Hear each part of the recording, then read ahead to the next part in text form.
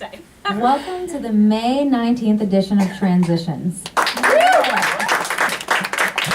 It's been rainy all week, Callie. Oh my gosh, it's been awful, but I'm so excited tomorrow's Friday. I've been dying at work because it's been a slow week. You got any big plans for the Memorial Day weekend? You know, I do actually. Big One update. of my, I hate starting sentences like this, but one of my sorority sisters she's graduating from law school. Mhm. So I'm gonna go out to her graduation party, and a lot of my other sisters will be there. So it'll be really nice. I haven't seen them Be since nice I reunion. graduated. Be a nice little reunion, yeah. Just be careful not to take the Amtrak there. Apparently this week, this is a story right out of the pages. A loud passenger on a quiet car on Amtrak was talking on the phone for 16 hours straight.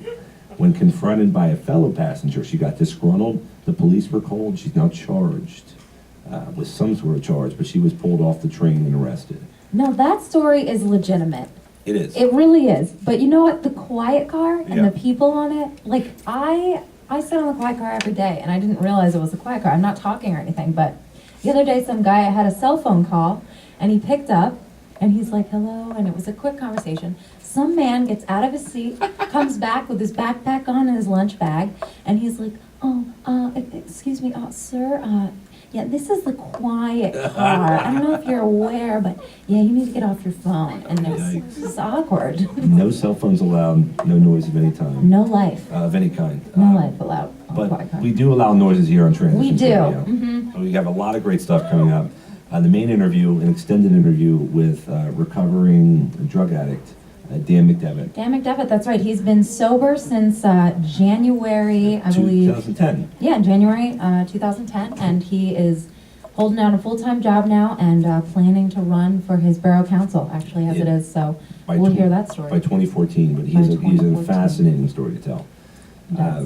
We have our executive producer, Janene, talking about the new releases from the Barn Playhouse for their production of Rent, and then Florence and the Machine. We'll be talking about their album Lungs in her segment, a great segment, and Lights Up. And we have the relationship coming up as well. We do. We're talking about Arnold's love child and the ridiculousness of that situation. It just keeps getting worse. Every minute there's a new report. As always, we'll go to Dan with sports, and then we'll close it up with Janene for what's on tap to find out what's going on this weekend in the area. All right, let's get to it. Yeah, and find out all this and more Of course, online. always, www.transitionsradio.com. Facebook.com/transitionsradio. And the Twitter at TransitionsR. Great. All right, let's throw it over to ourselves, and we'll bring Dan on. All right. I'll throw it over to me, John. Callie, take it over. Ladies and gentlemen, we're sitting here with Dan McDevitt. Let's get a round of applause. Dan, welcome to the show. Thank you for having me. Dan is here tonight to share his story of addiction, recovery, and his plans to go forward for coming, as John said.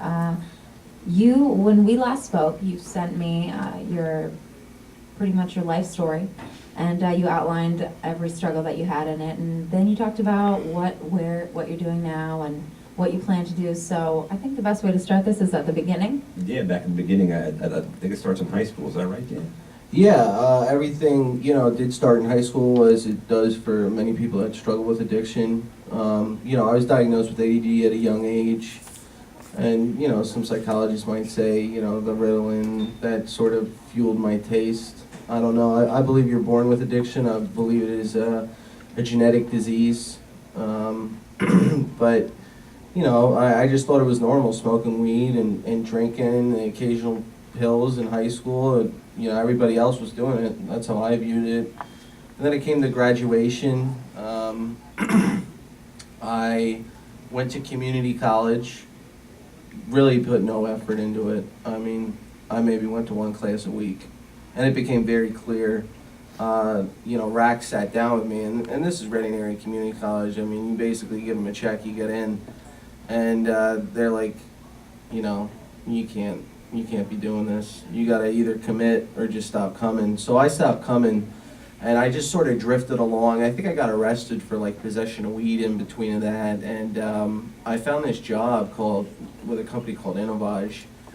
And I think I said this in my email. Everything I tried first, I would have to try so much harder to just be average at. And in direct sales, it wasn't an effort. It was just natural. I was just naturally good at it. And it was the first time in my life I figured out I was just naturally good at something. And you could sell me anything, Dan. Yeah. You could. Yeah. Absolutely. Well, it was a hardcore sales. I mean, it was North Philadelphia with a bag full of coloring books and knife sets. And, you know, I had to, you know, get the green off my gills and, you know, learn the streets, so to speak. Jump right in, huh? Yeah, and I got to travel a lot. I got to go down to Kentucky, out to Chicago. I was in Harrisburg for about 2 years, and it was good. At that time, I met a girl in my hometown, and they were planning on moving me up to Connecticut. And this was after my grandmother died, and I really wanted to be close to my family and close to Reading. So I decided to leave that opportunity. In between that, I was offered a position at Citizens Bank. So it felt like a pretty good opportunity. I mean, they offered me, I think it was like 30, and I was, 20 years old. So you left Innovage To go to Citizens Bank. To go to Citizens Bank, Yeah. and you stayed with the girl that you'd met. Yeah. I mean, it turned out it was just a fling. Actually, she passed away from this disease. She's no longer with us, but throughout Citizens Bank, I started reconnecting with high school friends and, you know, the hometown heroes, and, started getting hooked up to house parties with Penn State Berks. And I sort of rationalized it in my head as, hey, through 18 to 21, I'm working, 60 hours a week. I didn't get a chance to party. So let me go nuts. Let me make up for this lost time. And that was my sick mind, rationalizing things. And it just really fastly got out of control. And, the cocaine that I had a taste in Innovage really became like a 3-day-a-week habit. I had to have cocaine, Thursday, Friday, Saturday. And there was no ifs, ands, or buts about it. And I sort of realized in that time that I might be different, because my friends were able, when the drug was gone, to take their sleeping pills or do whatever they needed to do to calm the crash. But I needed to be on my phone till 6 o'clock in the morning to figure out where I could get one more bag at, where I could get one last line, because I didn't want to end. And, my friends would point it out, and we joked about it, like, yeah, whatever. But then I got fired from Citizens Bank. How did the firing happen? Did they notice? Yeah, just sleeping, not going to work, coming into work crashing, coming into work doing cocaine while I'm at work. And my manager was really cool. I mean, he was a couple years older than me, and I remember the first time I came into work really, really still drunk. I mean, I fell over when I was trying to open up the safe, and he laughed it off. He said, listen, take this as a free pass. And then it happened again. He was like, listen, I have to give you a verbal warning. Then it happened again. He was like, listen, I got to give you a written warning. And then it just came to, this isn't working out. It just doesn't make sense to keep you on. So you were drinking, you found heroin, cocaine. How That happened, in between this time, I met a girl named Marianne. Yeah. And, I really, really liked her. Unfortunately, she was dating my cocaine dealer. So it was kind of like a weird love triangle. The politics of that. Yeah. Fortunately, my cocaine dealer went to jail. He got caught with a gun in Reading, and they threw his ass in jail. And, I expressed my feelings to Marianne. And, I remember like it was yesterday, I was at a party, and she was with her friends, and, I had cocaine, and it was like 3 o'clock in the morning. I thought I bought enough beer, but I didn't. And in Pennsylvania, you can't buy alcohol after 2 o'clock in the morning. And, throughout this other situation, I actually had, 2 bags of heroin in my car. I was planning on selling them, getting rid of them. But I remember my cocaine dealer always trying to push this on me because he knew how good of a customer I would have And been. you've never tried it? I never tried it at Okay. this point. And he was like, listen, instead of drinking all that, you can just do a little bit of this and, you'll go right to sleep. You'll feel great. So I rationalized that in my head. Listen, I don't have alcohol. I don't feel like killing myself.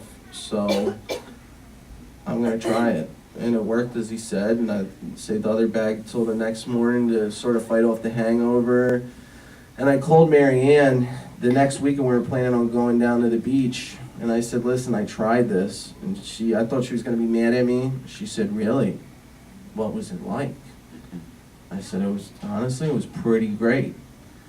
She said, really? Well, do you know where we can get more? So I got on my phone and I figured out where we could get more, and we bought an obnoxious amount. And we went down to the shore, and we had a great weekend. We did a lot of dope, and then it was gone, and we came back, and it just really quickly became a daily habit. I mean, it's very scary to watch somebody get hooked to opiates, especially I've seen a couple friends go back out, and within 3 days, sometimes less, your body becomes dependent on it.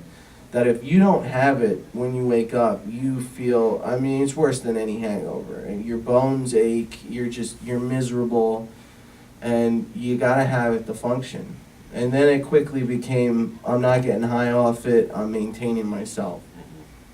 And the summer ended, Mary Ann went up to State College, broke my heart, dumped me, and it just, heroin and Xanax and whatever else I could basically get in my system sort of helped me numb the pain. And then Mary Ann reached back out to me because she realized she couldn't get heroin up in State College. So I was very codependent. I needed her just as much as I needed the drug. And, I got back together with her, and it was Halloween, 2008. It's a day I'll never forget the rest of my life. And this is where it really all kind of comes together, correct? Yeah, this is where you could say I hit bottom, but I was driving home and I got in a really bad accident. You were driving home from State College? Yeah, I was driving home from State College, just middle of the afternoon. Give you a little bit of backstory. I took 2 Klonopins before I drove. I would take them a lot, so And explain what that is to our listeners. It's a benzo. It's the same as Xanax.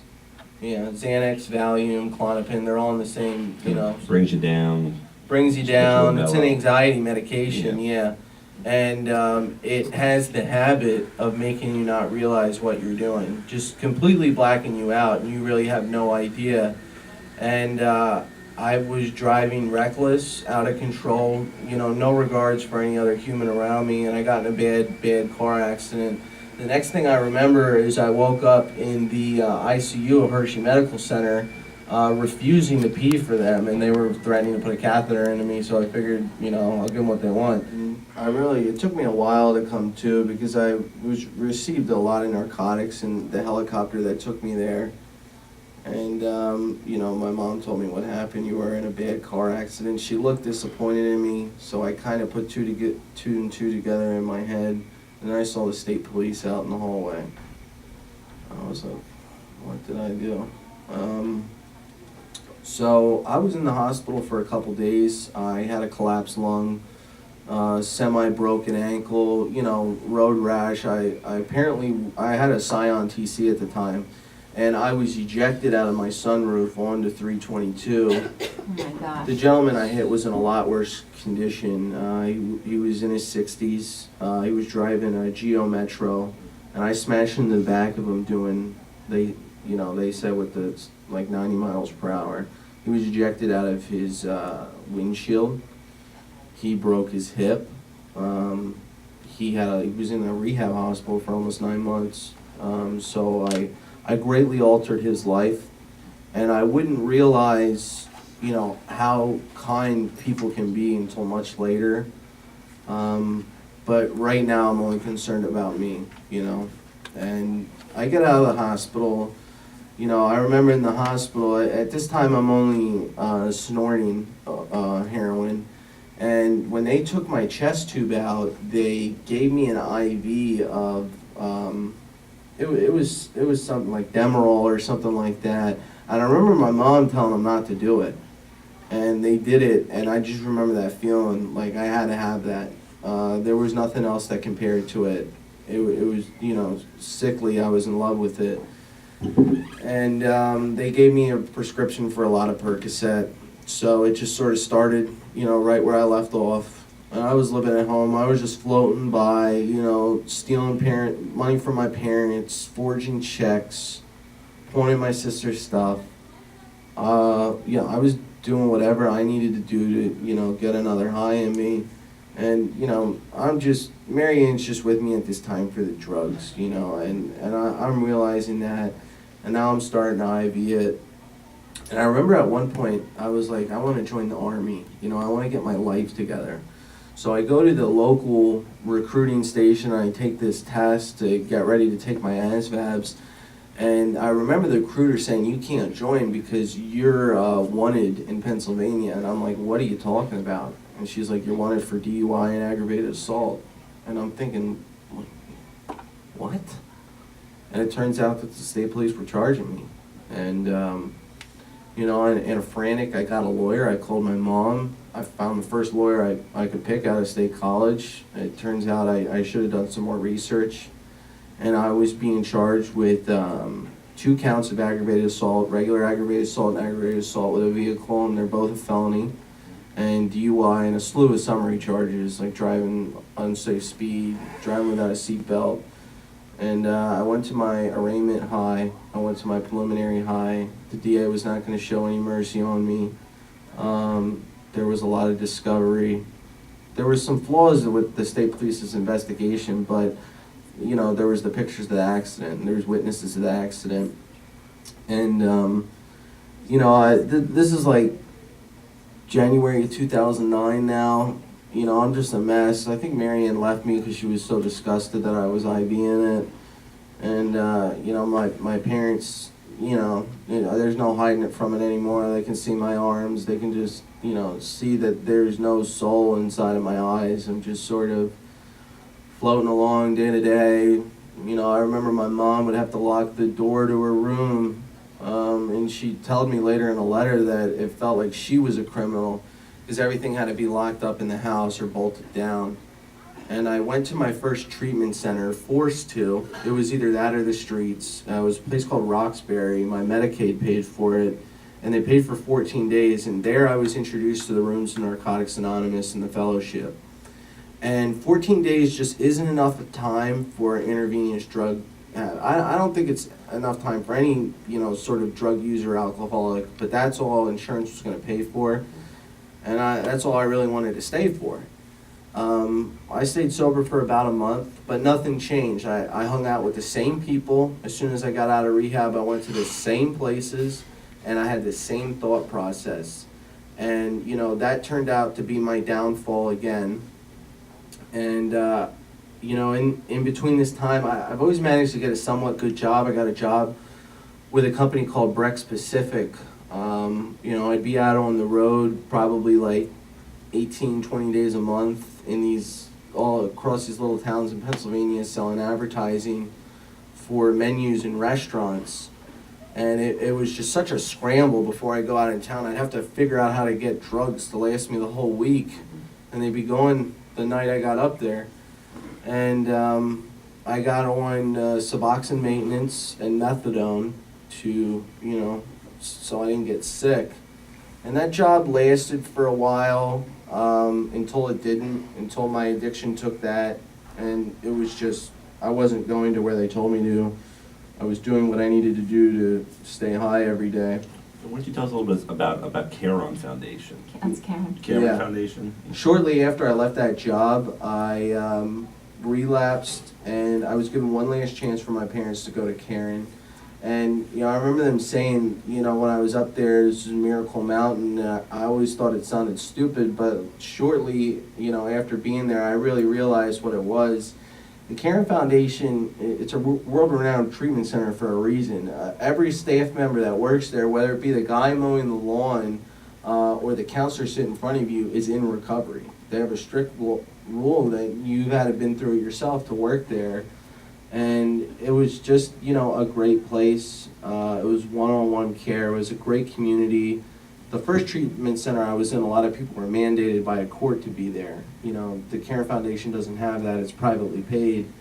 And I was given a big scholarship to go there. And, I realized from my counselor that 30 days wasn't enough. So they offered me to spend 3 months in an extended care program where, you got weekend passes, things like that. So I was there, but, in my time there, I really was fighting it that I didn't want to change my thought process. I thought I could control this and I could get myself better. And I met a girl, which, is a recurring downfall in my life, that was in recovery herself, and that was an alumni, and Karen didn't like that. And I was about, 3 weeks away from my commencement, and they told me to leave.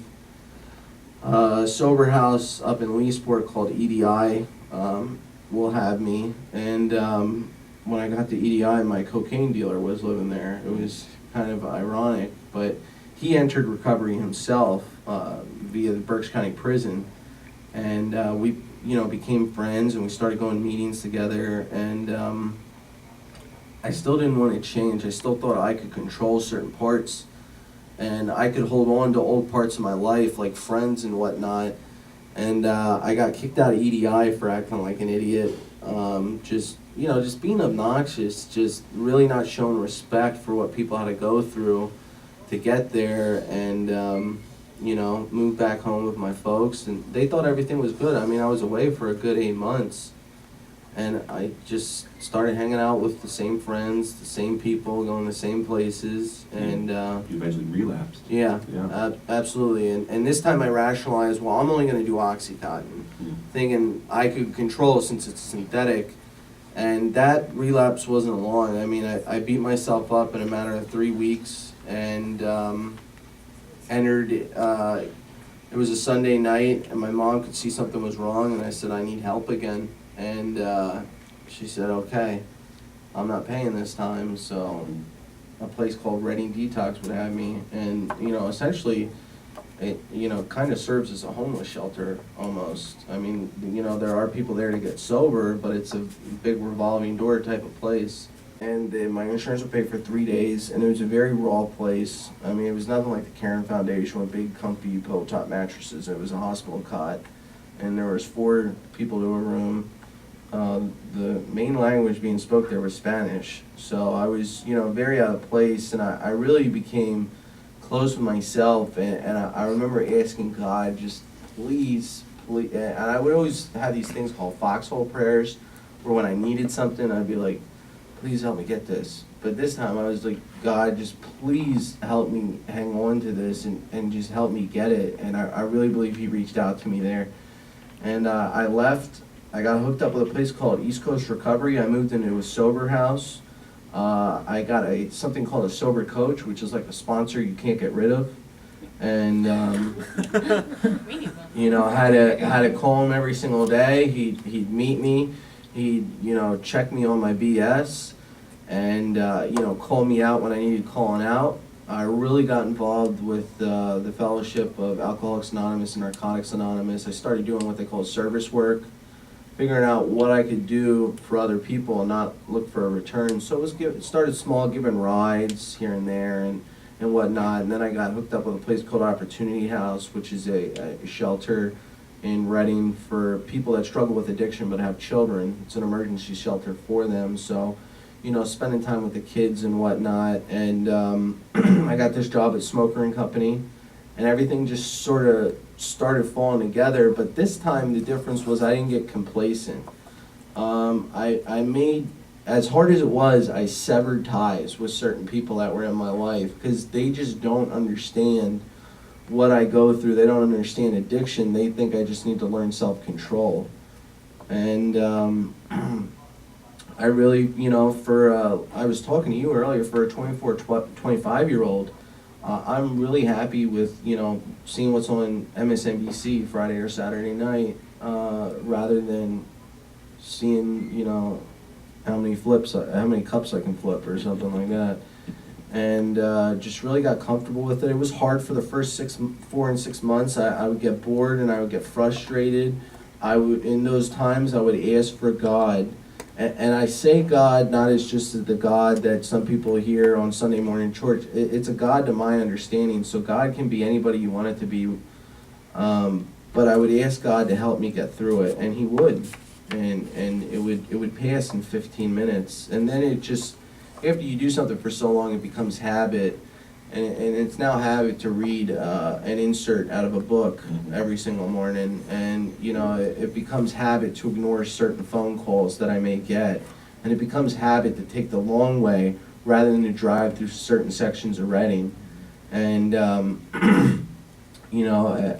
I am one bad idea away from relapsing at any given point, but because I've put myself in this routine and surrounded myself with all these people, very quickly people would be able to see if I started breaking my routine, and would be able to say, hey, what's going on.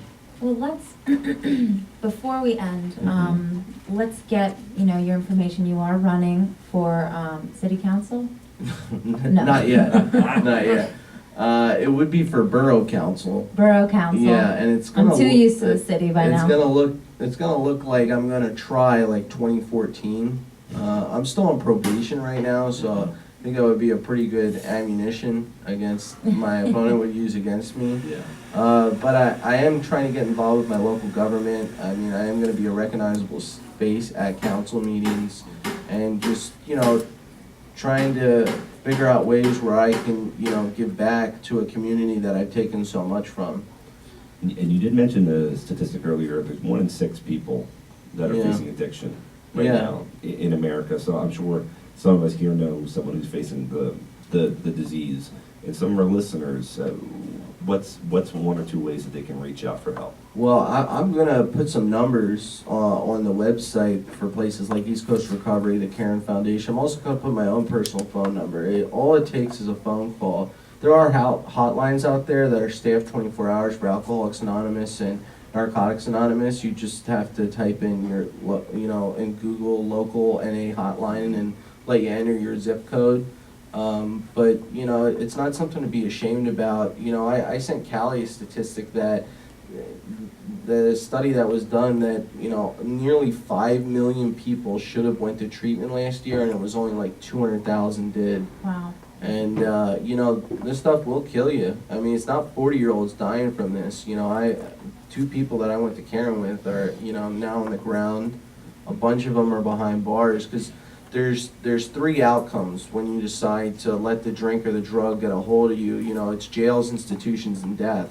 And it will catch up to you in one way, shape, or form, if you don't have and intervene and reach out for help.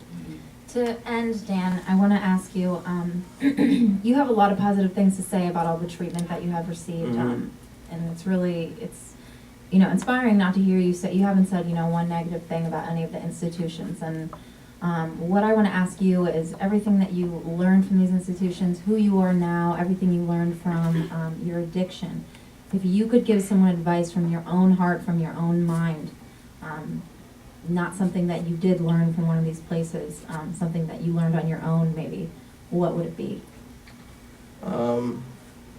It's hard because I learned so much from these places. And it sort of shies away that my own thinking got me to where I was. But I would say, probably my willingness to get close with a God to my understanding and to firmly understand that there are powers greater than us looking out for us in some way, shape, or form. And I know for some people that are atheists and whatnot, there's actually a chapter in the big book of Alcoholics Anonymous called Chapter to the Agnostic. It was something I had to read a couple times to really understand what they mean by God and my understanding. But I really believe once you get some sort of spiritual belief and more than foxhole prayers, things become easier, and it makes you realize that you don't have to do it on your own. There's always going to be someone. I remember thinking I was alone for so long, and when I thought I was alone, God was carrying me. Well, thank you, Dan, so much for coming on Yeah, thank you for having me. And sharing your story with us. We will have all of that information up, all the statistics that Dan has to share with us on our website, www.transitionsradio.com. I don't know, Dan, do you want to share your Twitter with everybody where they can find you? Yeah, where they can contact my you? Twitter is Dan J. McDevitt. Obviously, I'll have my personal cell phone number up there. So at any time, please, if it's 1 o'clock in the morning or 2 o'clock in the afternoon, please call if, you're looking for help. Thank you. Thank you. Hello everyone, I am Janene Gibbons, your arts and entertainment contributor for Transitions, here this week with a little bit of a sore throat. No, but it really is sore. But anyhow, more important than that is tonight on And Lights Up, we are going to be discussing, like Callie and John said, Rent, the Barnhouse production of Rent, and Florence and the Machine, who have become one of my favorite bands, and their album Lungs. So let's start off with Rent, because Callie led in with that. I did see Rent this past weekend at the Bar and Playhouse in Jeffersonville, PA, which if you guys aren't familiar with the area who are listening, it's very close to Norristown, PA, and it's really beautiful. There's lots of beautiful houses around, and I never knew this theater existed, and I'm definitely going to be catching all the shows there now. Oh, and actually, one of the people who has been on Transitions, who I've had as a guest, who's one of my very best friends, Jack Jonas, had a really good part in this. He was part of the ensemble, and he had a solo in Seasons of Love, which if you're familiar with that song, that's like the song.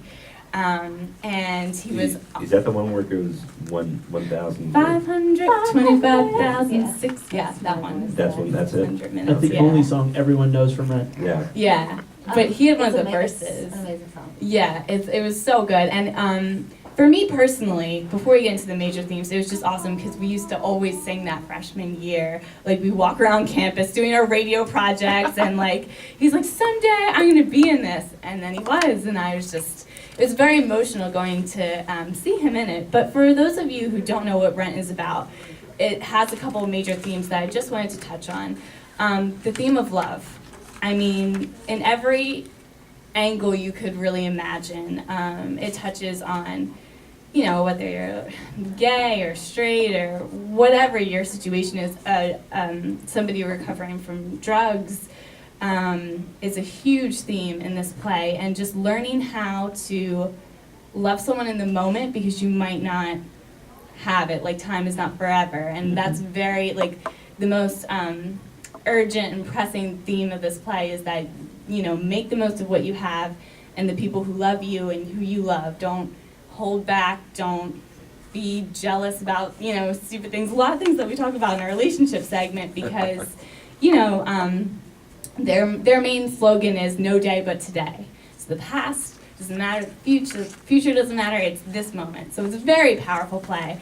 And the other thing that was inspiring about this particular performance was that all of the cast is young. It's very much about transitions and people coming from all walks of life and becoming friends, and about a year in their life and what happens. So, and the other major theme that it brings about is AIDS awareness.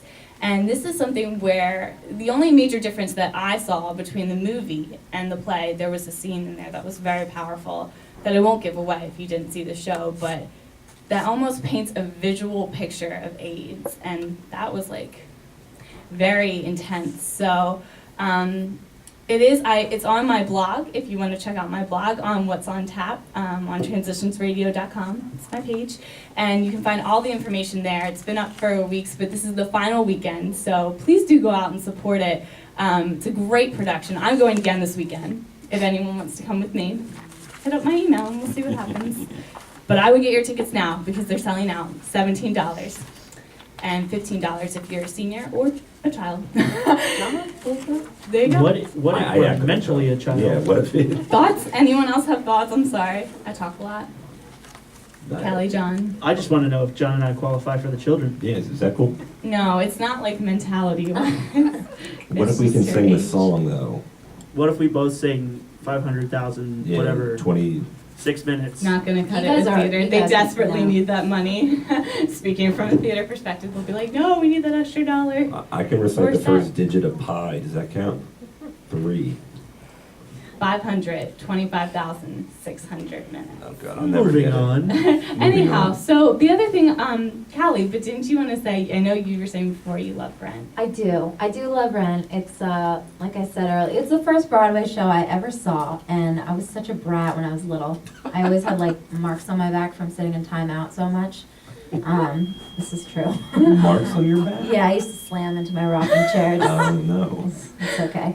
I'm better now. I don't sit in timeout, but yeah, I was so angry. It was for my sister's birthday, and I was like, I can't believe they're gonna sing in this. I don't want to sit here through this. And then I like loved it, and I was too proud to admit it. Mm-hmm. But I like bought the CD, and my family caught on. I would play it in my room all the time. So Aww. I ate my words, sang them. I guess I should say. That's a good story. I was kind of like that too with my first Broadway show. It was Cabaret. I don't know if you're familiar with that, but I was like, what is this play going to be about? And ended up loving it as well. Whores. Derek, it's not, wait, anyhow, moving on. Transitioning onward to the next thing of the night, Florence and the Machine. Okay, I'm a big Dave Matthews Band person. That's my favorite band. And it's very rare that something will come along that hits me. And Florence and the Machine really didn't. They came out in 2009. They really broke onto the scene in the UK. And then over here. But I still didn't like them. I forget where I first saw them. It might have been on the VMAs. But I just didn't really connect with it. And all of a sudden, one day, I was driving in my car and I heard The Dog Days Are Over. And it just, at that time in my life, really hit me. So, and now I have the CD and I listen to it like all the time. And the reason, well, let me tell you a little bit about it. It's a soul-inspired indie rock group. And I like to say it's like gothic hippie. That's how I would put my spin on it. And her musical influences, Florence, the main singer in the band, come from Courtney Love, and Courtney Love's band Hole, her late husband Kurt Cobain, Nirvana, Green Day, Kate Bush, and Annie Lennox. And the reason why it's called Florence and the Machine, because I know we were talking about names one other week, is because it's constantly changing. And her and her friend, who is also a member of the band, actually came up with that together. So, yeah, there's so many good stories, but not enough time. But definitely do check out the CD. What else did I want to say? Oh, and as a teenager, she fronted a band called the Toxic Cockroaches, which I thought was kind of and Ash Shock, which I don't know what that means. But she decided to quit. So I feel like everybody always has to go through one band to get to. You gotta go through one awkward band to get through. Exactly. You gotta go through one crappy job to appreciate the one you got. Yeah. I hear that. Amen. Always the realist. So, but the one thing I wanted to say is a trend I'm noticing in music, and I don't know if you guys are, but if somebody collaborating genres, and I feel like this type of artist, we're going to be seeing more and more of. That's just my prediction. We've seen them come on, you know. And our guests that have come on, they're combining everything. Yeah, and like Florence and the Machine, that song that I started noticing her too, was, I guess even before that day in my car, was when she performed with Eminem, that song, I Need a Doctor, I think it's called. Yeah. And I loved it, and I was just like, oh, and that made me take a second look. And Eminem's definitely, he's one that's done that with, Rihanna, and I love the Way You Lie, and even way before that with Dido, another person who I love, and that song Stand, which is very intense. So I guess my ending point on that, which I didn't really get to, because it's hard to explain Florence and the Machine, my appeal for it, but the songs. There's imagery in this music, which I really like. My favorite song, like song pick of the week, I'll just end it on that from the CD Lungs, is Girl with One Eye. And it tells a story. She's telling it from a male perspective, and it's a guy singing to a girl because he's mad at her because she made him cry, so he's gonna take her down. It's really interesting though, because all of her songs kind of had that imagery in them. So please do check it out. Let me know what you think. Email me at jgibbons@transitionsradio.com. And that's gonna do it for me this week. Thank you everyone for contributing. Kill the lights. Back to you, John and Callie. Ready? All right, guys, I want to get to our relationship segment, relationships, dating, and complaining. And I actually have Janene co-hosting this with me tonight, so it's nice to have another girl on the relationship platform. But before we go into it, we do have a free beverage that you can get from the cafe here in Borders, and it will go to whoever can come up and tell us the name of our website to see if you've been listening. The website address. So, I'll give you a hint. It's www.space.com. So if you can get it, then you get a free beverage. If you don't know the website, Katie knows it. The Transitions website, you know it. Transitionsradio.com. You have to say the entire thing. you have to say it on the mic, or else you don't get it. I make enough coffee. All right. She doesn't Well, get it. Last week we talked about, dating and friends. And then we talked about, of course, we mentioned briefly, we ran out of time because we always do. But, we talked about what's going on between Arnold Schwarzenegger and Maria Shriver, which was astonishing enough. I definitely agree with you there, but that's the right word to use, astonishing. It's the news that is coming out is unbelievable. The chambermaid, who would have thought that would have... Right. The news that is coming out now, which recently surfaced, was that Arnold Schwarzenegger has a love child, which I don't want to laugh at this matter, but it is kind of funny because it's him. But it's the not funny, the reason that it makes me laugh a little bit, it's unbelievable, is because it sounds like the plot of a movie. It's absolutely ridiculous that this man has governed a state, been able to, basically lie to everybody in the face of people accusing him of, groping women, having, being unfaithful. And his wife, Maria Shriver, who may or may not have known that he was, maybe on the line of inappropriate, maybe crossing it, whatever she knew at the time, still stepped up and, told the American public that, to believe her. He didn't have the reputation of a groper, of somebody that was taking advantage of women. And now this news comes out that he's had a child with the maid that has worked with their family for years. And the other news that Noelle, I think, was texting us today is that it was a week, his birthday, the love child's birthday, and the birth date of another son, I believe it was his son, like a yeah. week apart from his son, from his married family, and his love child. And It's that's where despicable. When Yes. Noelle did text me this news today, because we had decided that this is what we were going to talk about, was the love child, and when she texted me that, my mouth just dropped, and I immediately began researching. The sad part of the story is that I do think it's tasteful that when this story came out, the woman who he had the affair with, the child, it was private, it was secretive, it wasn't going to come out, and sure enough, I knew within a matter of days that the media would dig it up. They would get pictures of the mother, they would get pictures of the son, who thankfully, and at least what the video I saw, was blurred out. But apparently, this is interesting, I don't know if anybody has read this, but I was looking on PerezHilton.com, who we all know is the queen of all media, isn't that what it says on this website? Anyway, the blog post was talking about, what is this woman's name? Mildred Baina. terrible name. Terrible name. She was an unsuspecting person for someone, an unsuspecting person that Arnold would, cheat on his wife with, not somebody that he would normally go after, allegedly, we don't know. And this post said apparently Mildred was obsessed with Maria. She would go through her jewelry and she would wear it. She would wear her jewelry and clothes.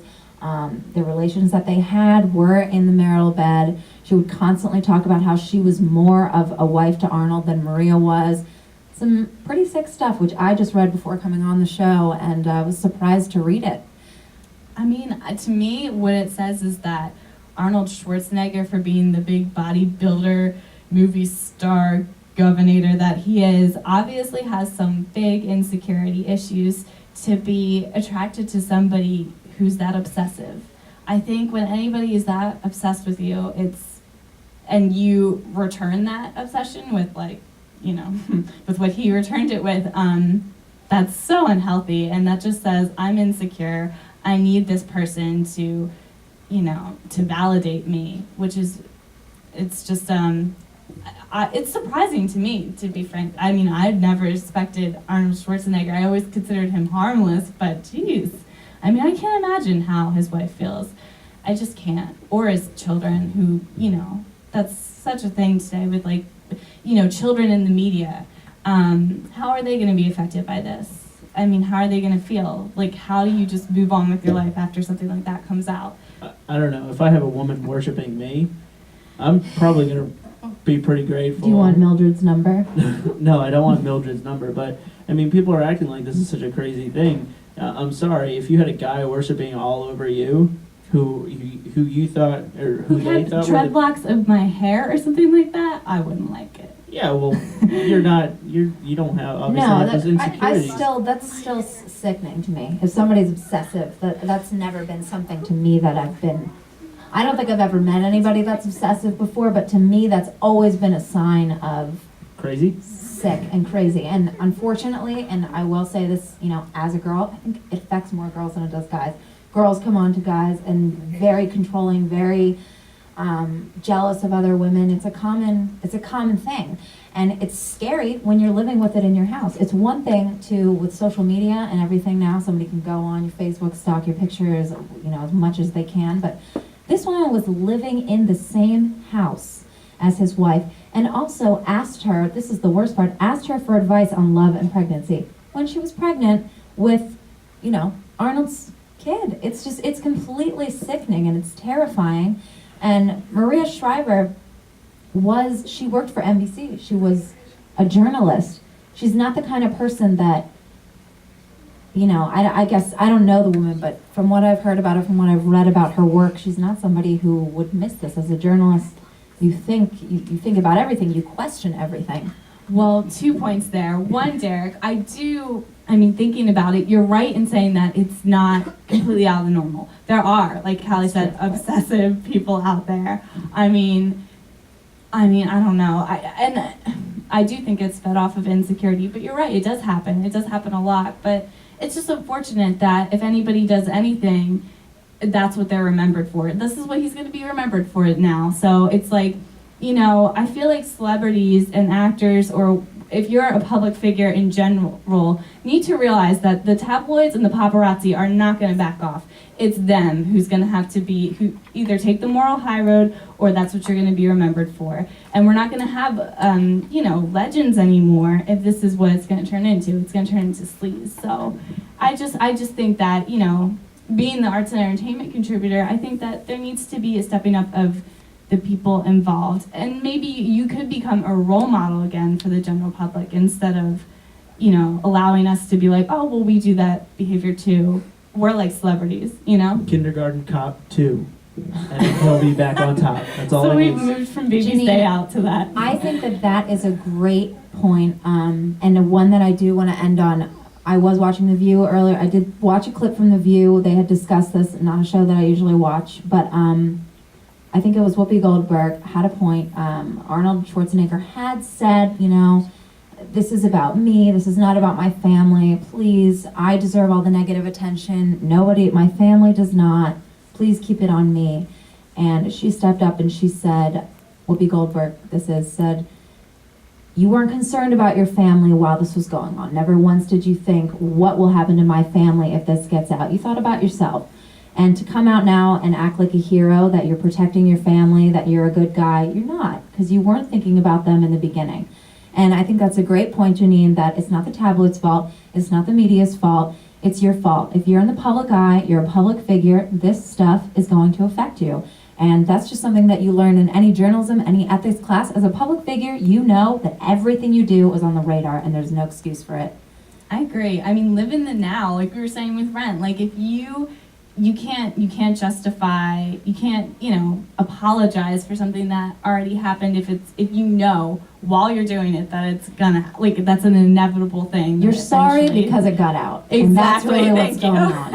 If anybody has any additional comments that they want to make on this, we will share them on the show and on the website, and I'll be talking about this in my blog. You can email me at cmccurdy. You can go to our website to find it, www.transitionsradio.com. Click on contact. I think our information is up there. Everything's up there. email me and I will definitely share your opinion, respond to you, whatever you'd like. You can also check out, I'll be talking more about this on my blog at www.thezish, that's zish.blogspot.com, and you can feel free to comment on there. You can also check us out on our lovely Facebook, which gets updated every week from our intern, Alex. Yeah, intern? No, intern. Intern, that's right, yes. I can't do the rhythm clap. But it is facebook.com/transitionsradio. You can check us out there. And on our Twitter. At TransitionsR. Yes. All right, that's going to do it for us. Great show tonight. We did. Great interview with Dan McDevitt, who shared his brief but incredible life story Yeah. at age 25. Definitely something to be admired. Anybody that can come on a radio show and share their story, it's inspiring. I don't think anybody should be ashamed to share any hardships they went through. And we will have Dan's cell phone number up on our website, and we'll have his information. So do check it out. And as he said himself, get in touch with him if you feel like he could help you. Yeah, absolutely. And we all know someone who needs a little extra help or an extra foot to stand on. So we're very glad to have someone like Dan on the show. And of course, Janene, who talked about my two favorite things, rent and music. You can never go wrong. I love those. Paying rent by listening to Well, music. two of my favorite things. I Yeah. guess I have a long list. Dan brought us up to speed with what's going on with the Phillies.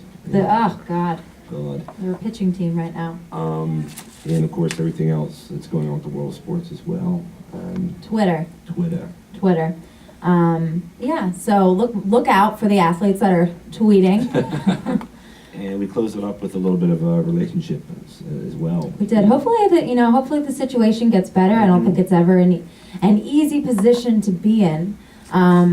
It's not one that we hear of often. It sounds like the plot of a movie, which I guess is fitting for him since he's a former movie star. But I do wish Maria the best, and it sounds like she's making some great connections, and that she's going to be able to get back out there and do what she does best. So thank you everybody for tuning in. I'm Callie McCurdy. And I'm John Mim. Thanks for listening to Transitions.